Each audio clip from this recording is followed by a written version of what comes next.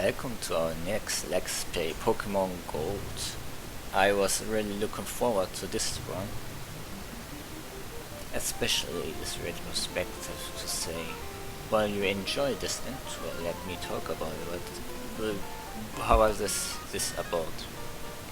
So this game is this Let's Play, where I talk about things I experienced back in the day.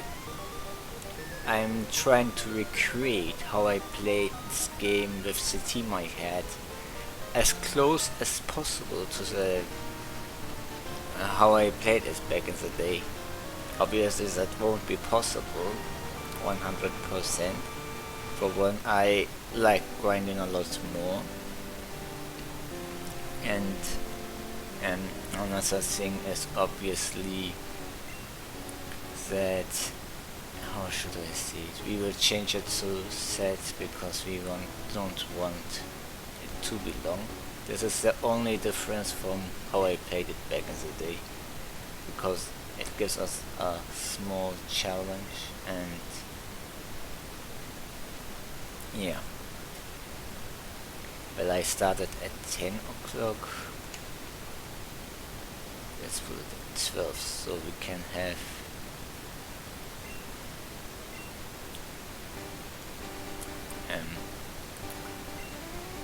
shift in daytime, which we get to later on.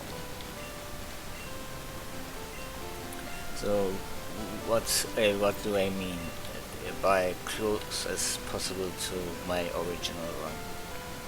So I won't be doing a Nuzlocke, so there's that. I like to keep my Pokemon and use the ones I like and switch out the two that one I like. And the difference is I use the time machine to trade with myself some Pokemon from my old games to beat the Pokemon League. But that won't be possible in this run. So perhaps there is a possibility to do something like that, but I'm not going to abuse that. So no Pokemon from my whatever run. I actually started this Let's Play earlier and got pretty far, but my recording device screwed up. So wasted so much time for no reason. And yeah, it can't be helped, and I didn't want to upload that messed up thing. I did it once, and you want to avoid that. I will pick Totodile over starter for several reasons. For one, I'm a real fan of, I like reptiles, and reptiles are my favorite group of animals. The second thing is obviously the same reason Blastoise was the best Pokemon in last generation. Water types can learn Ice type moves, and yeah, Totodile has that advantage too. It has good mixed stats, so you can take it as you will.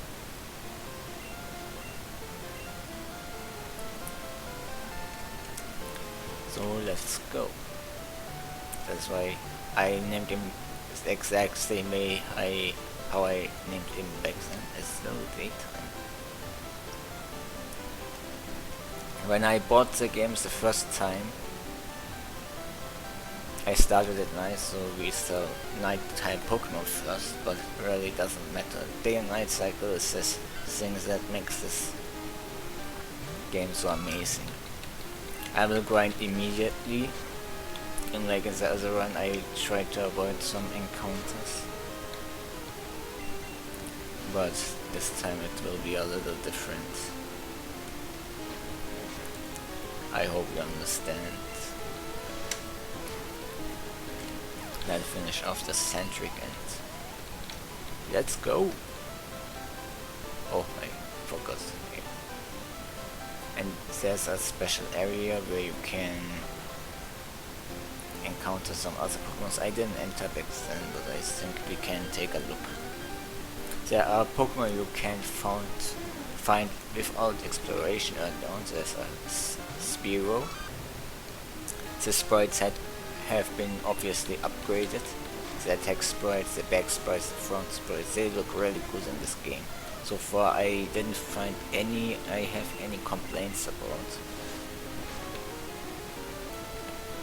So I hope it continues that way. So what did I talk about in my previous not recorded run? And what I talked about is and why this generation is very special to me. Obviously, yeah, Rattata still looks amazing in this game too. And back then we saw the anime was amazing to us, right? And that's why I played Pokemon to begin with. As there were Pokemon in the anime you couldn't catch in the games, like Togepi and Meryl you saw in the intro. And what happened is that this game had these Pokemons, like the Ho-Oh and the intro. We didn't know what his name was back then. So there was a real excitement to discover new Pokemon, and that's the appeal of Generation 2. Like, it's a sequel to Generation, a real sequel to Generation 1. Kanto and Johto share a lot of things together. The Indigo League is shared by them. And the gyms are basically interconnected. So there are two fighting gyms technically, but one isn't official. But if you count all the gyms, they represent pretty much all typings that existed, with the exception of Dark. New typings were discovered, new Pokemon are discovered. While you do this run, right, while you play Generation 2 for the first time, you will notice that you won't have much to work with to build a purely Generation 2 team for the main story. By the way, you can catch a Jigglypuff there. I thought I would show it, but it didn't appear. I don't want to waste too much time, but you know now. And here you can get a berry. Berry trees are new. Each berry tree has a fixed item you get after every 24 hours. Here you get always berries, on other ones you get other kinds of berries or something. The next thing is, I lost the train of thought I had, right? The thing is, new Pokemon are now recently being discovered, right? So what you're gonna do is, with you explore and it takes quite a challenge to find these new Pokemon, and they aren't all really special, so to speak. They are pretty weak, or they are related to old gen Pokemon. Like, Pokemon X are newly discovered. It's not something you can find everywhere. And some Pokemon evolve. Some pre-evolutions, baby Pokemons were introduced in Generation and 2. And these baby Pokemons you can only obtain through breeding. That's the appeal of, that was one of the appeals, right? And people complain, why would you want a weaker Pokemon? And you can seriously explain why nobody has these baby Pokemon. Because breeders didn't exist. and you can't. The babies are very well hidden, probably in nature, so they don't. They grow up and then go to the wild. If I were to make up excuses why you can't find a Pichu equally tough in the wild. They stay safe until they can be encountered, so to speak.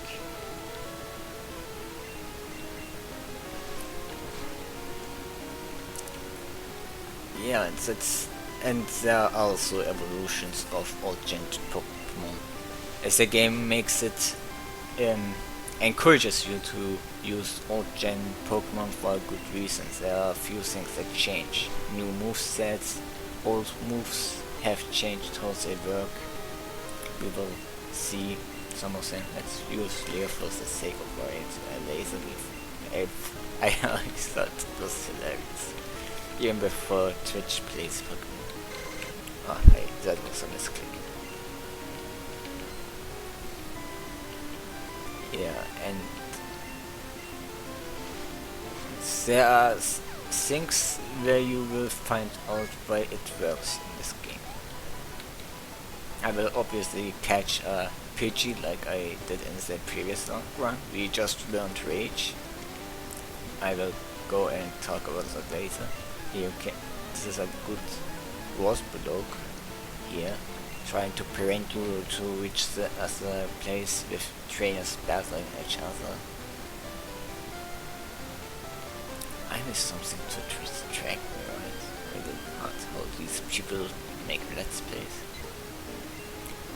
Pretty amazing sprite in this game. As you have probably now seen, Pidgey has Tackle Attack. Not something it learns in Generation 1, it learns as a starting move. Gust. I try to refrain myself from saying dust by mistake all the time. That's probably something that happens. Caterpie looks also amazing.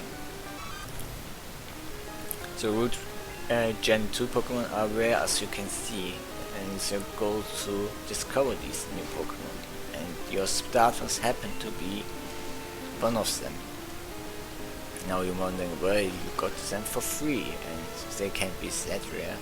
But in this generation, these starters are really rare because besides you, only your rival, Professor L, and one other trainer has these Pokemon. Like, not a single trainer has a Totodile Pokemon from the Totodile line, Cyndaquil line, or a Chikorita line. Besides these people I mentioned, that's like 4 people. And one of them doesn't use himself. It's just letting that thing collect us. Yeah, and that's the thing. Like, that's the appeal of Generation 2. This is the first time you see new Pokemon, so it tries to make them as special as possible, as rare as possible.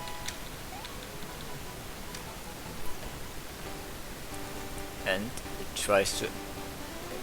It kinda forces you to use old Pokemon but the new abilities and stuff makes them unique enough, so you don't feel like I already used that, and it gives some nice nostalgic feeling. You can trade your old Pokemon into Generation 2 and vice versa, unless the Pokemon you trade from Generation 2 are Generation 2 Pokemon, then you can trade, or at least with the time machine, that is. Or if your old Pokemon, the old generation Pokemon have new moves, then you can trade either. And that has some interesting implications, since because of the new revamp, you can trade your Tackle Pidgey into Pokemon into the new Pokemon games. Really, that's really fun.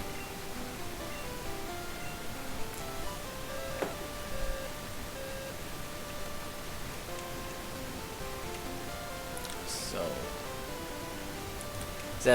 so it gives you can give you maybe some interesting experiences.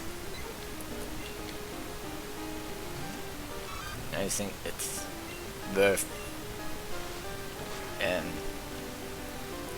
how do I say it? Worth praising.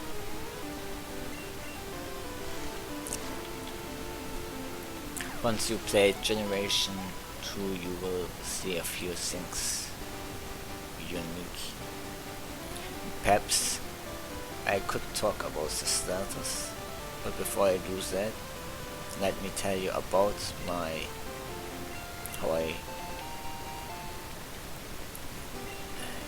so before I got into Generation 2, how it went. Basically, I had a magazine. I had several magazines, like these magazines that tell you there will be a skateboard in this game, or which wasn't in there, but I forgot about it anyways, because I was so focused about the new Pokemon. And there were stuff like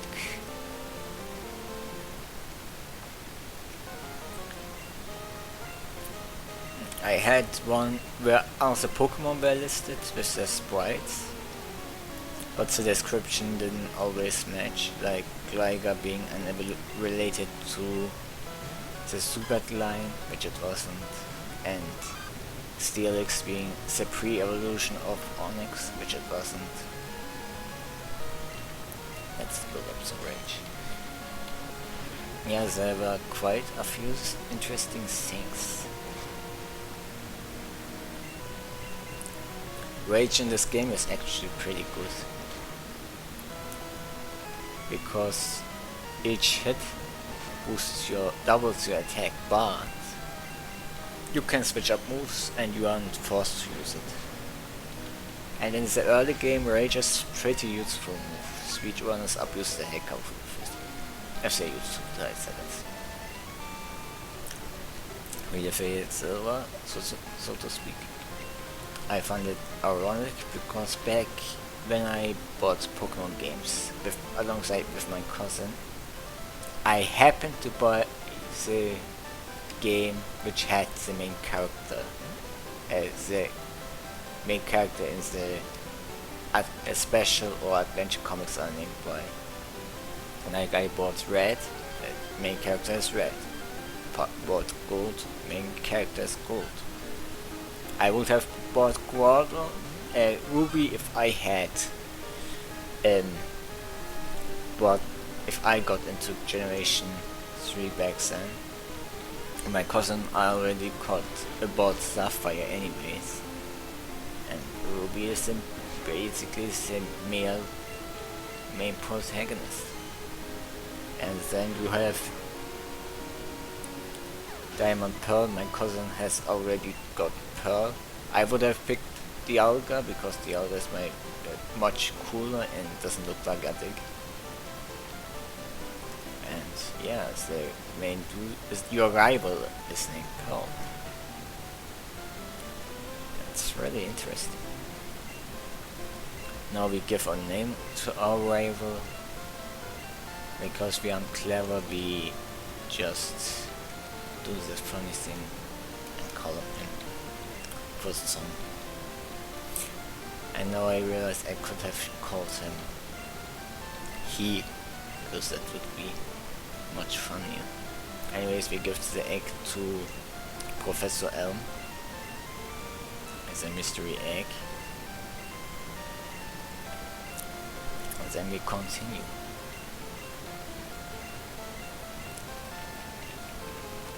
Oh yeah, we better tell our mom, but before that we get Pokeballs. Pokemon catching in this game is a pain, let me say you that. They are really hard to get, so you have to take advantage of the weakening processes. The boy above us is jumping like a wild animal, like always. There have been at least a few nights he wasn't as wild, so I was able to sleep properly. You can't hear him, but he's going completely insane.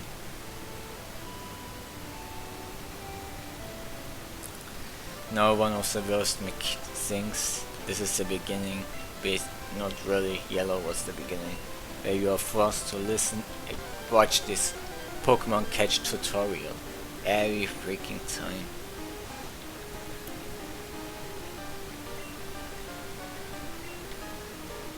Come on, Harry, I don't want you to see, I don't want to watch this all day.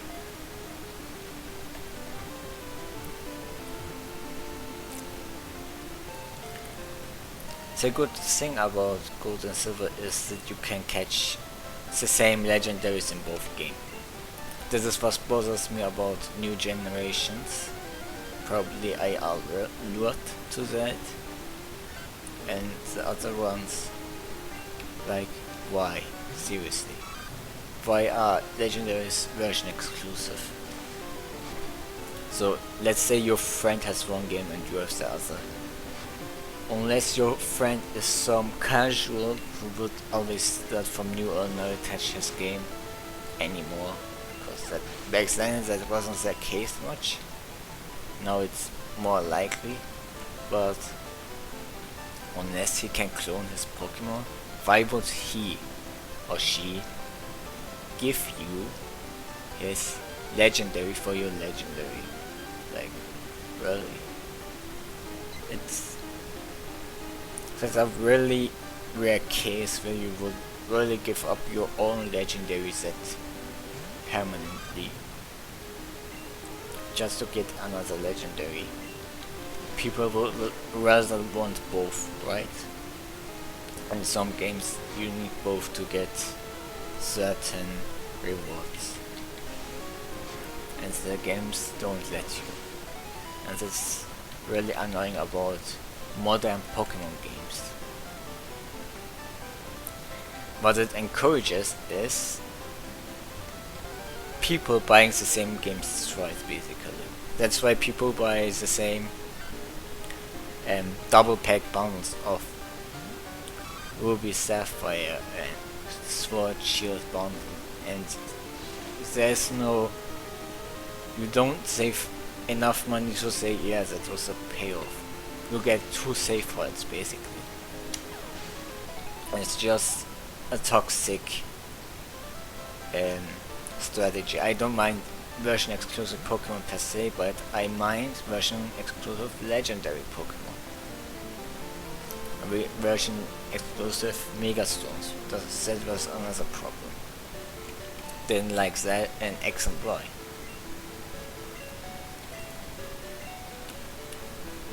Or how,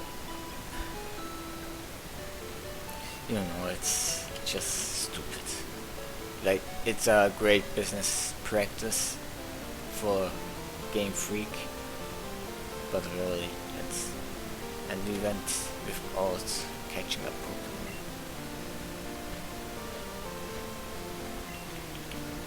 I was so focused on getting through, but forgot we can now catch Pokemon. And now better do that. We are going to catch a Pidgey, but first we take care of this Metapod. We are going to grind a little bit back, trying to get back to where we were back in my previous run.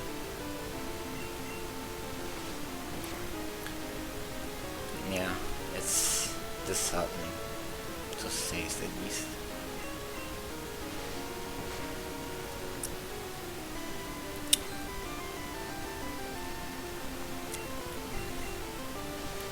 Such a time waste.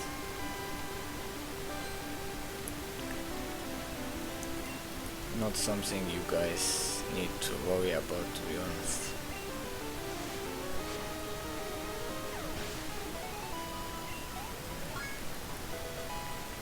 And Croc reached another level.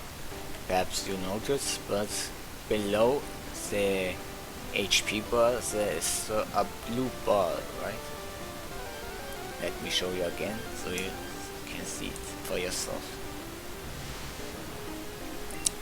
That blue bar is the experience bar, and if it reaches the end to there, then your Pokemon gains a new level, which is really useful, so you know how far you have to train your Pokemon to level up in battle without you going back and forth to your summary of your Pokemon. And if you are kids, you probably don't understand these numbers anyways. So this bar was really useful for me, and it's really satisfying seeing Pokemon level up in this game.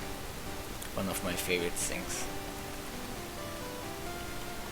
And another thing is that with that, you know when to use a rare candy of on your Pokemon, or on what Pokemon. Like, do you want to use it, or do you think it's worth grinding to that level?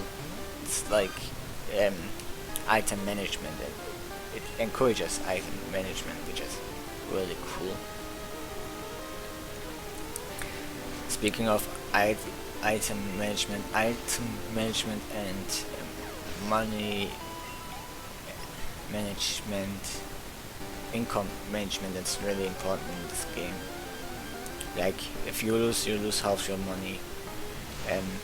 Generation 2 has a unbalanced difficulty spike, and yeah, you really need to be careful how to handle stuff and how to spend your money. And that goes to Pokemon catching as well. It goes so far that I ended up killing a legendary shiny Pokemon. My first wild shiny that isn't fixed encounter was an Apron.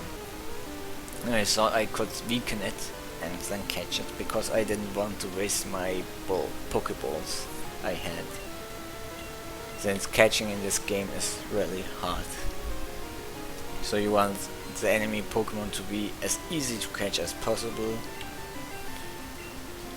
Yeah, and that leaves some unfortunate defeats if your Pokemon just has a big role in its attack.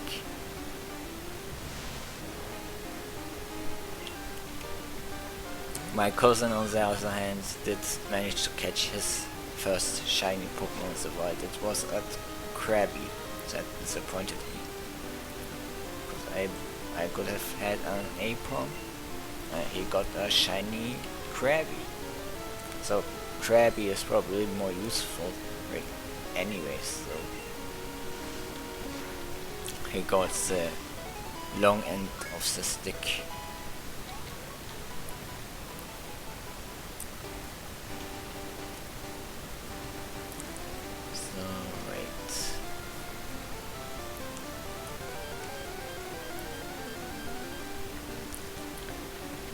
Finding a Pidgey, it's a female one, and it's too weak to train, so I will just kill it.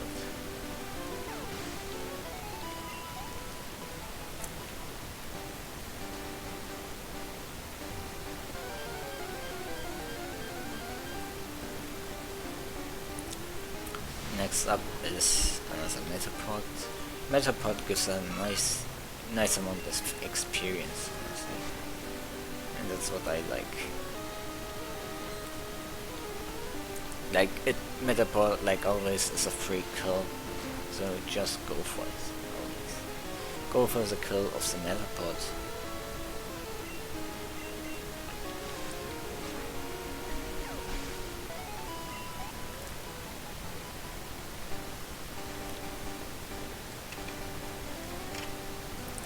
Damn, that kid.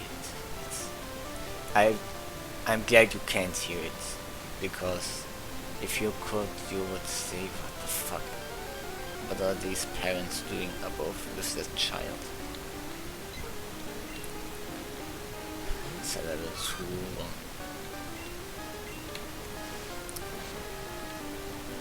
It's really not...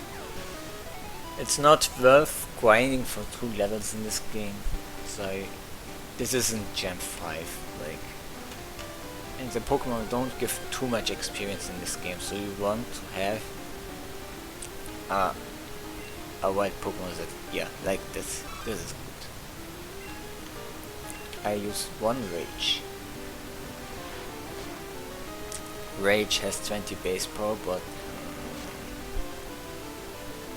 now I am in a small pickle. Yes, I end up killing it anyways. It's not worth risking if you can 2-hit kill this, if you can catch it with that amount of HP in this game. So I'm willing to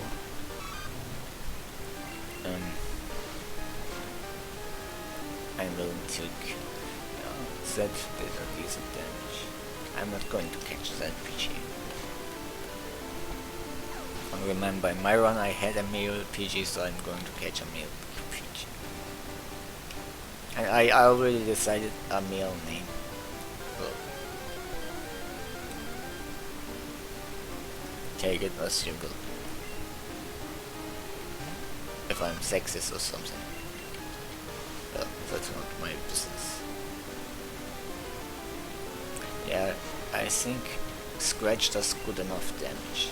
So the funny thing is, in this game Scratch is a 40 base power move, while Tackle is a 35 base power move, despite Tackle having a chance to miss, which is funny. I just found out while looking in the summary in my previous recording. Sadly you guys didn't get to experience it. I'm just killing this caterpillar and absorb this experience. Damn, the experience bar is just so... the disadvantage of this is, oh my, we were so close to the next level. It's like teasing. The teasing part is what annoys people. Why is Croc training so important? Well, the reason is simple. Totodile is the starter that evolves. It takes the longest to evolve of all the starters for the first evolution. So it's better we gain good amount of early game experience, so we don't struggle with late game Pokemon, later game Pokemon. Late game we will probably be full evolved anyways. So these Metabots really come in handy.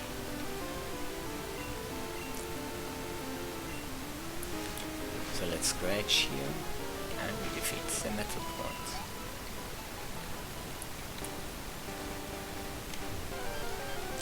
So with that Pokemon, it's a Pidgey. Still not the one I want.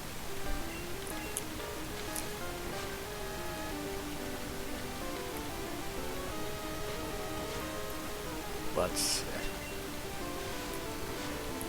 we will figure out to make it work.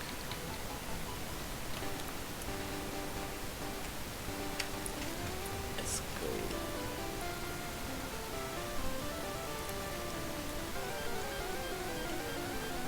So with that, it's another Caterpie. I know it's really annoying to see me grind this early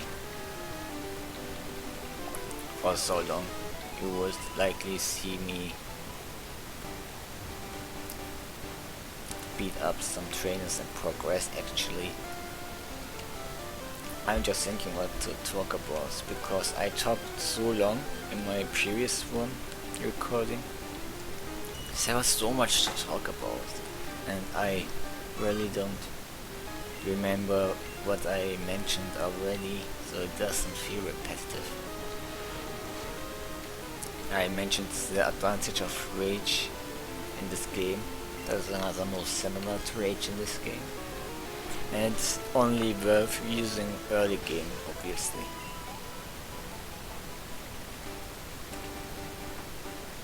I mentioned baby Pokemon. They are cute addition, for this game at least. Later on you don't want them. Nice defeat, and this Pidgey.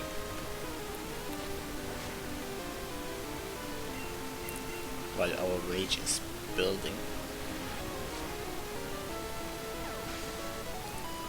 Yeah, we defeated Pidgey.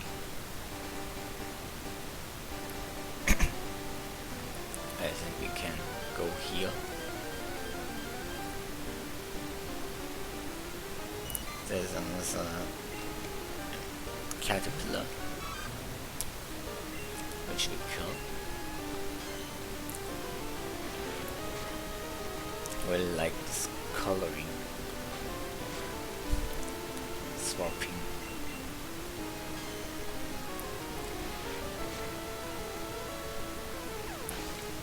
Yeah, we defeated another caterpillar.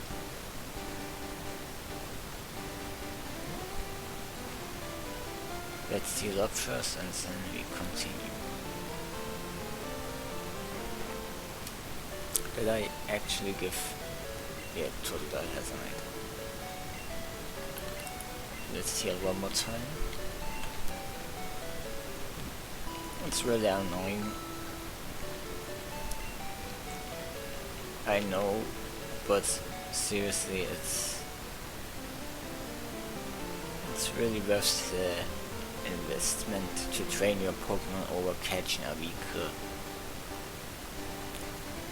Your existing Pokemon and catching a weaker version of a Pokemon you want to catch. As a Caterpie, we go for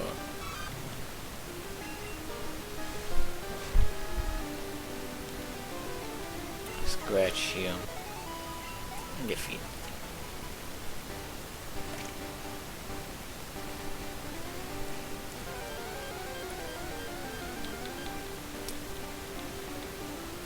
There's a Pidgey. Is it the one? No, it's not the one I want.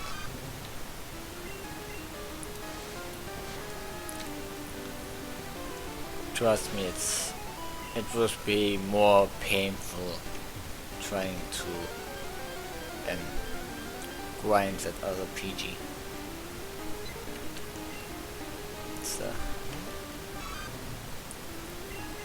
Grinding for 2 levels doesn't sound like much, right? But seriously, I rather give that experience to my Croc for now, because Pidgey will have a lot of opportunities to abuse its power.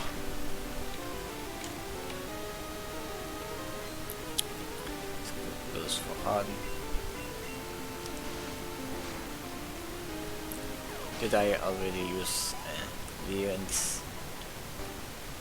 Yes, I did. I recall. I recall I did. So let's. What does another Pidgey? Is another female.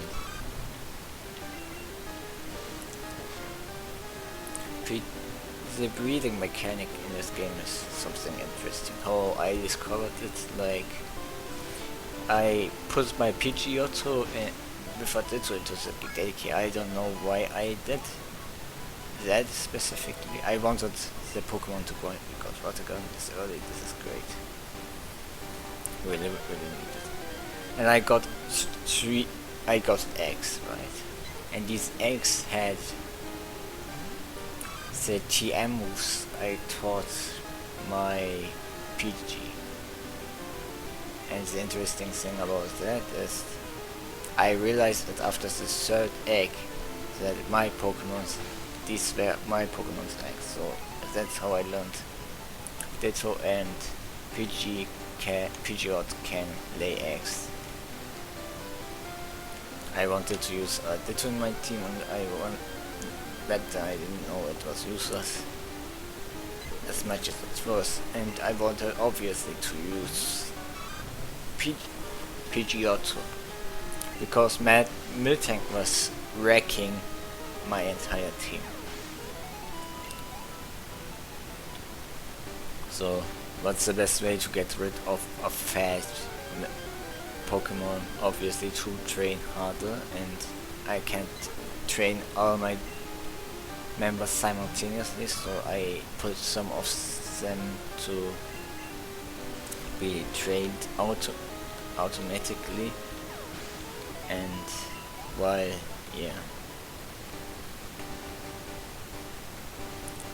I focused actively training my main core one other Pokemon. Like Pidgeotto was a core member, but I wanted to temporarily put it on standby, so to speak.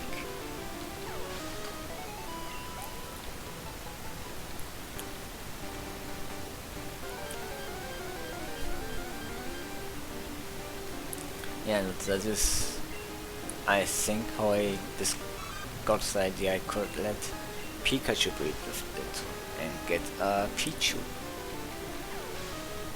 Or a friend told me that could also be, because until you get an egg, it's a pain in the ass, trust me.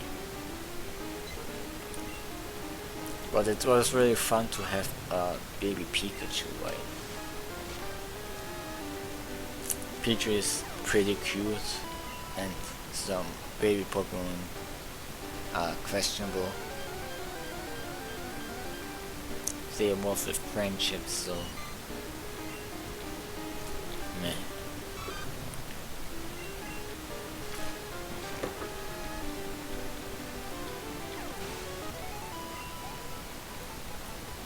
How about we speak about the starters?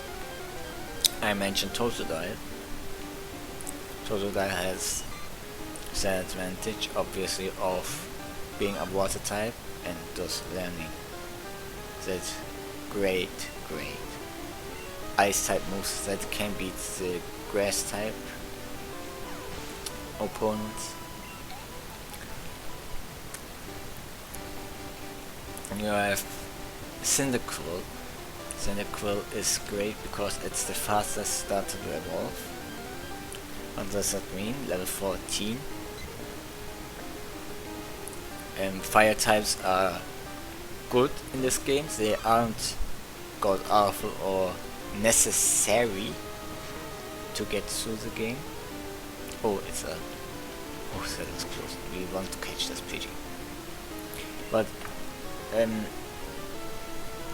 this game has two very useful fire types, and obviously it's one of them. There are more fire types unlike in Generation 4, but yes, you don't need to use fire types. They are good, and you can use more. There are large varieties in just one. And if you play gold, you can also catch... I actually said something completely wrong. Like, wild Pokemon speaking wise, non-legendaries, there are two good fire types. And these fire types are... first rename or Pidgey Aiolos and then continue. And that these fire types are obviously Cyndaquil, and the second fire type that's very important is Magma. You can catch a wild Magma in this game, and that at a good place. And the cool thing is what both can learn. Like, Cyndaquil is really good early game. It has quick evolution. It has a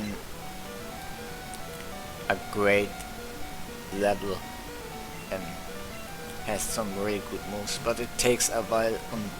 It has a big gap between its final evolution and its next really good level up move. So you will usually feel like you aren't getting many kills you want. And the final evolution is 36. That's the longest evolution level of all Gen 2 starters. It evolves the last. But the amazing thing between, we just defeated Junks and Julie and we did with his phone number. Such a disappointment. The thing you want to know about these two fire types in Syndicate's final evolution and Typhlosion and Magma both can learn the special move Thunder Punch, which allows them to deal with water type Pokemon. Pokemon attacks are still based on typing if they are special physical instead of if they special or physical category itself, like in Gen 4.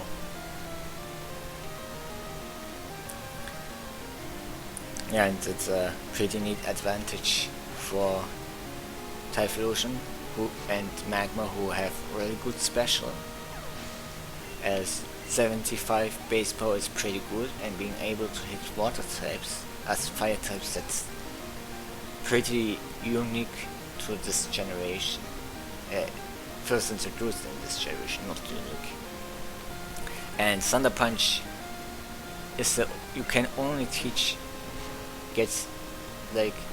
Magma couldn't learn Thunder Punch, so you can teach your Magma Thunder Punch and trade it to Generation 1, and then you have a Thunder Punch Magma in Generation 1, which is fun to say the least, because the only good coverage move that Magma can learn in Generation 1 is Psychic, which is a good move, don't get me wrong, but it's not a super effective move against water types. So Psychic is not as broken anymore, and that's how it is. I switch out Aiolos. Aiolos name you probably know if you have. Maybe some of you get by a call from Aiolos. But I'm not going too deep into it. I got kinda pissed that I really wasted my time so much. This is our first spinner, but it's a pseudo spinner, so Pokemon trainers no longer look at one direction anymore. They can spin, look in other directions, and still challenge you, which gives this game a small complexity. Are we at a level where we can take on this Caterpie with our Pokemon without worrying? Let's see. Yeah, it's not satisfying. Our Pidgey Aiolos really got quick level ups in my previous run, so it's really disappointing that it didn't record now. I will cut this recording a bit shorter than the previous one, and hopefully I didn't waste my time again. I've just defeated Thorn, the rock catcher. You may wonder why I sent some of the money to my parent, who might as well buy some bullshit, but this is what you want if you start the game and want to continue playing this. Because, like I said, resource management is really important in this game. So why I'm giving some of my money to my parent, who is going to waste it for some nonsense. And the reason is, if you lose in this game, you lose half your money, and you really don't want to lose half your money, because it makes it more difficult to get what you want later on, like buying items, by getting Pokeballs for new Pokemon, and getting trade evolutions without wasting too much time. Like, not trade evolution, what was it? Happiness evolutions. Pokemon evolve in this game with happiness. That includes some old gen Pokemon. And you really don't want to waste time for that. I couldn't figure out back then how to evolve my Pokemon, and that was a real pain in the ass, to say the least, trying to figure that out, how to evolve your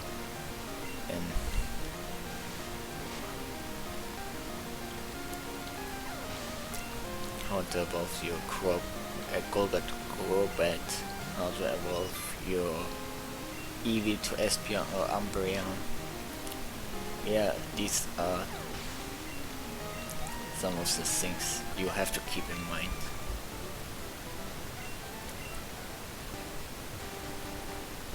If you want protein are very expensive in this game, and so are the other stats increasing and those happiness increasing items.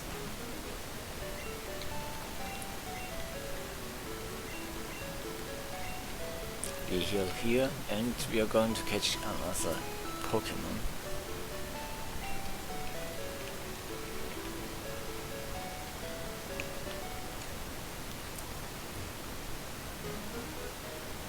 And yeah, this is something you really want to pay attention to. There's a Bellsprout. We're going to catch the Bellsprout basically. Unless we kill it. This is great because back when I was previously doing this, my Pokemon were a bit too over leveled to... oh, we killed it. But we got the level. It's not a problem because this early, it's... killing these Pokemon isn't much of an issue. There's a Caterpie, level 4, maybe it will get for us some decent experience.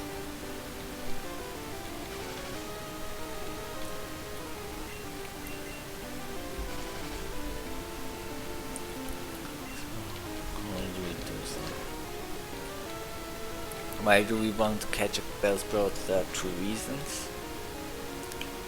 We are not using the Bellsprout for the run itself per se. And there's a big reason for that, and that is that stone evolutions aren't accessible until post-game. That means your Growlithe is useless in this game. You can't evolve your Weeping Bell to Victory Bell. I think the grass type selection in this game in general is kind of pure. Like the best one obviously is Chikorita, and Chikorita really struggles in this game. And that's because of the amount of many bugs in the way. Team Rocket have poison types that are annoying. Then you have Zubats pretty much anywhere. And the first gyms, they are really effective against your grass types. Like, I think you hit maybe one gym for super effective, and the gym also hits you for super effective damage. And that gym is... that gym is an ice type gym. We defeated another Bellsprout. That might get a little too annoying. So we have another Pidgey. We kill the Pidgey. Oh, we got a nice critical hit. Right.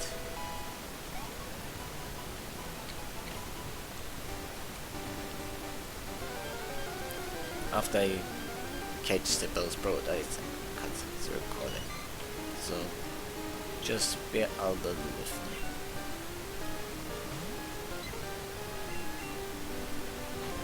But Chikorita isn't completely useless. It learns Razor Leaf really early on. It's really powerful. It's the best early stab move a starter can have in this game. 55 base power is nothing to sneeze at. And it's special though. Chikorita's better stab can take advantage of it. Unlike in later games.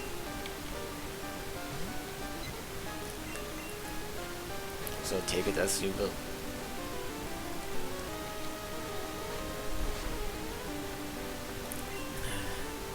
I'm kinda pitying Chikorita in that regard.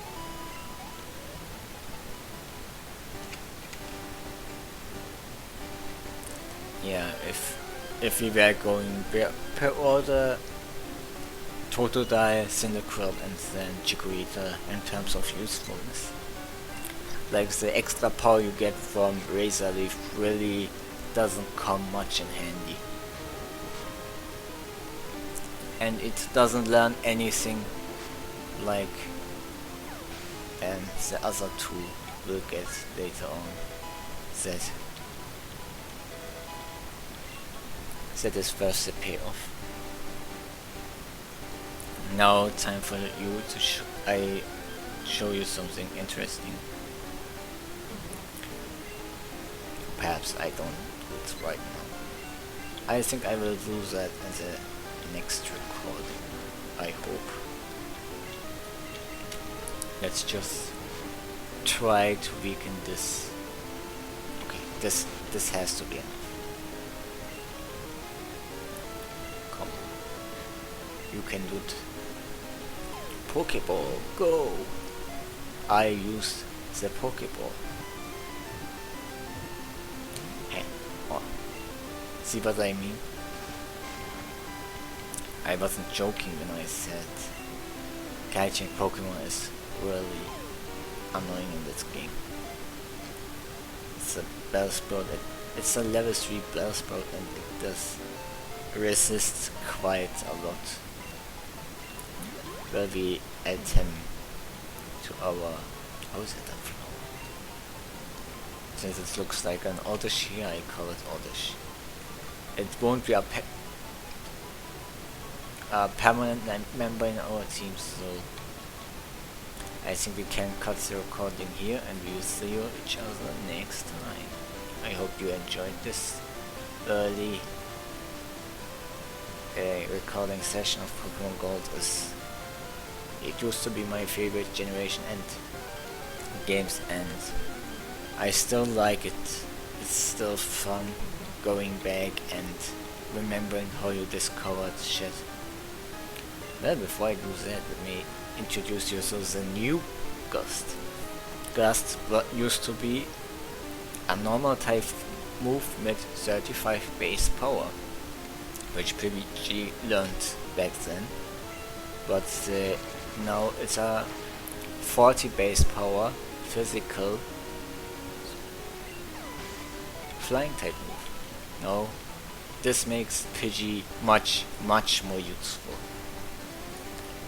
in games and runs, and you will see how amazing Pidgey is later on, so stay tuned.